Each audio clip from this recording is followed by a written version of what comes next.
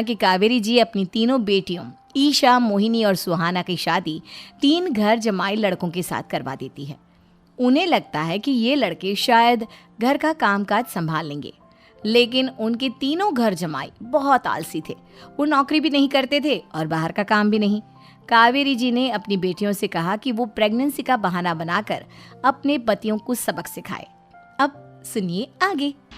Mummy, आपने जैसा कहा था हमने वैसा ही किया, लेकिन देखिए ना, विवेक का हाल तो वैसा का वैसा ही है। घर में ना सुबह का नाश्ता बनता है और ना खाना। नौकरी पर जाने की बात करूं तो खाने को दौड़ते हैं मुझे। हाँ मम्मी, मैंने भी सुमित को कितनी बार कहा कि अगर नौकरी नहीं करनी तो कोई छोटी सी दुकान ही खोल लो। घर का खर्चा कैसे चलेगा? देखो दोपहर के 12 बजने आए और जनाब अभी तक सो रहे हैं। हाँ मम्मी, ईशा और सुहाना ठीक कहती हैं।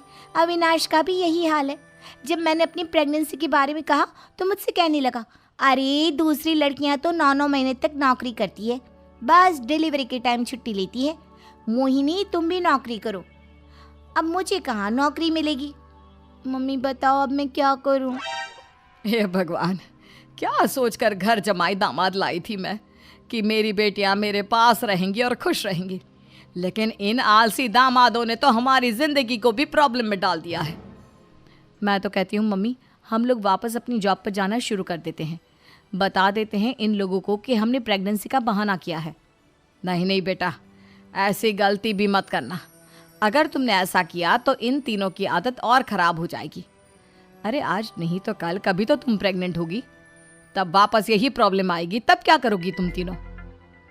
हाँ मम्मी, आपकी बात तो बिल्कुल सही है। इन लोगों को तो सुधारना ही पड़ेगा। लेकिन कैसे? अपने बच्चों के आने की खबर सुनकर भी इन लोगों पर कोई असर नहीं हो रहा। पैसे कमाने के लिए घर से बाहर निकलना ही नहीं चाहते ये तीनों। अब मेरे दिमाग में एक प्लान आया है। तुम तीनों चिंता मत करो, उन तीनों को बुलाओ, फिर मैं बात करती हूँ। थोड़ी देर बाद कावेरी जी अपने तीनों दामादों को सामने बुलाकर अपनी बात कहना शुरू करती हैं। अविनाश, सुमित और विवेक, देखो बेटा, मैं ना तुम तीनों से बड़ा प्यार करती हूँ, इसीलिए तो तुम्हें घर जमाई बना कर रखा है मैंने। अरे मम्मी जी, सीधे सीधे कहिए ना, क्या बात है? प्यार तो हम भी आपको बहुत करते हैं। अरे मम्मी जी, आपकी इज्जत भी बहुत करते हैं। अरे भाई, आपके जैसी सास और कमाने वाली बीवी सबको मिलती है क्या? हाँ मम्मी, विवेक और सुमित ठीक कह रहे हैं।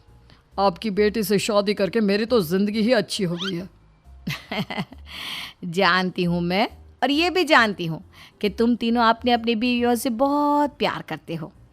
बेटा, बात ऐसी है कि हमारे कुल गुरु ने कहा है कि प्रेग्नेंट होने के बाद मेरी तीनों बेटियां शुरू के 4 महीने हमारे गांव में जाकर रहेगी, जहां मेरे चाचा जी रहते हैं।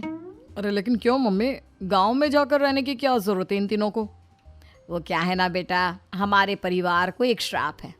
अगर मेरी बेटियों ने यहाँ पर बच्चा पैदा करने की कोशिश की तो उनके बच्चों को कुछ भी हो सकता है। इसलिए अब से लेकर 4 महीने पूरे होने तक इन्हें गांव वाले घर में रहना पड़ेगा। हाँ तो इसमें प्रॉब्लम क्या है मम्मी जी? हम भी वहाँ जाकर रहेंगे, पिकनिक मनाएंगे। अरे भाई, बीवी जहाँ हम भी वहाँ। हाँ यार, आइडिया तो बहुत अच्छा है। शहर की ज़िंदगी में रह रहकर परेशान हो चुके हैं, अब कुछ दिन गांव में बिताएंगे। तुम लोग समझने की कोशिश क्यों नहीं करते? तुम में से कोई भी वहाँ नहीं जा सकता, और मैं यहाँ रहूँगी ना तुम तीनों के साथ। 4 महीने की तो बात है, उसके बाद ये तीनों ही लौट कर आ जाएंगी। ठीक है मम्मी जी, अब हमारे बच्चों का सवाल है तो ये तो करना ही पड़ेगा। कावेरी अपनी तीनों बेटियों को कुछ दिन के लिए घर से बाहर कहीं दूसरे शहर में रहने के लिए भेज देती है। कुछ दिनों के बाद, अरे मम्मी जी, बहुत दिन से पिज्ज़ा नहीं खाया, मंगवाइए ना। क्या बताऊं बेटा, पहले तो बेटियां खर्चा दे देती थी क्योंकि उनकी नौकरी थी, लेकिन अब तो मेरे पास पैसे ही नहीं बचे। थोड़े बहुत पैसे हैं जो बच्चों की डिलीवरी में काम आएंगे। लेकिन मम्मी जी, आपकी बेटियों को वापस आने में तो अभी बहुत वक्त बाकी है। वही सोच सोच कर परेशान हो रही हूँ। सोच रही हूँ कल से दूध भी बंद करवा देती हूँ। अब दूध वाले को देने के लिए पैसे भी तो नहीं है ना। अरे नहीं नहीं मम्मी जी, अगर दूध भी बंद करवा दोगी तो मुझे चाय कहाँ से मिलेगी? और चाय के बिना मैं तो मर ही जाऊँगा। क्या करूँ बेटा, इसके अलावा हमारे पास कोई ऑप्शन नहीं है। मेरे पास पैसे ही नहीं बचे। इस तरह कावेरी जी धीरे धीरे अपने तीनों दामादों को पैसे देना बंद कर देती हैं और घर में खाने पीने की चीज़ें लाना भी बंद कर देती है। अब वो तीनों बुरी तरह से परेशान होने लगे थे और इसलिए एक दिन तीनों प्लान करके घर से बाहर निकलते हैं और बाजार में जाने के बाद यार अच्छा खाना खाए हुए कितने दिन हो गए, पता नहीं कब अच्छा खाना मिलेगा।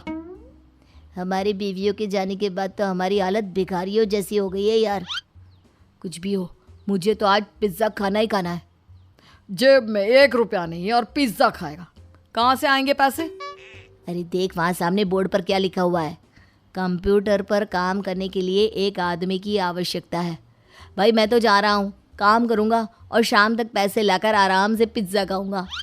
जा जा, तुझे कोई काम नहीं देने वाला, हम तो घर जा रहे हैं। चल भाई सुमित।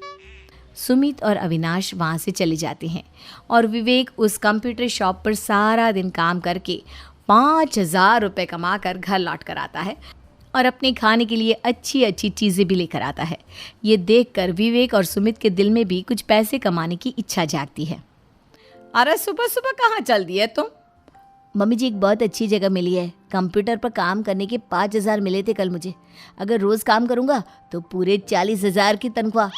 अरे वाह, ये तो बहुत अच्छी बात है दामाद जी, आपको जाना ही चाहिए। सुमित और अविनाश विवेक को इस तरह तरक्की करते देखकर परेशान हो जाते हैं और वो दोनों भी काम की तलाश में निकल पड़ते हैं। धीरे धीरे उन दोनों को भी काम मिल जाता है। अब कावेरी के तीनों दामाद छोटी मोटी नौकरी करके अच्छा पैसा कमाने लगे थे। एक दिन कावेरी उन्हें अपने पास बुलाती हैं। अरे वाह, विवेक 40,000 कमा लेता है, अविनाश 60,000 और सुमित तुम भी 40,000 के आसपास कमा ही लेते हो।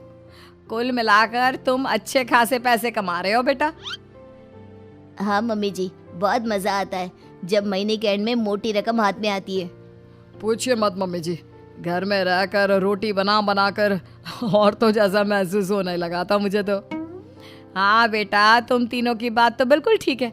और जानते हो, अब तुम तीनों की पत्नियां भी वापस लौट कर आने वाली है। लेकिन मम्मी जी अभी तो उन्हें गए सिर्फ 2 महीने हुए हैं, आपने तो कहा था वो 4 महीने के बाद लौट कर आएंगी। ऐसा कुछ नहीं है बेटा, मैं सिर्फ तुम तीनों को सबक सिखाना चाहती थी कि आदमी घर में बैठकर बीवी की कमाई खाता हुआ अच्छा नहीं लगता।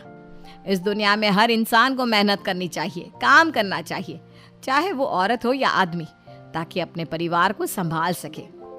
कावेरी की बात सुनकर उन तीनों को अपनी गलती का एहसास होता है और कावेरी उन्हें सच बता देती है कि ईशा, सुहाना और मोहिनी शहर में ही कहीं दूसरी जगह रह रहे थे। शाम के वक्त उन तीनों की पत्नियां लौट कर आ जाती है और कावेरी जी का परिवार एक खुशहाल परिवार की तरह रहने लगता है।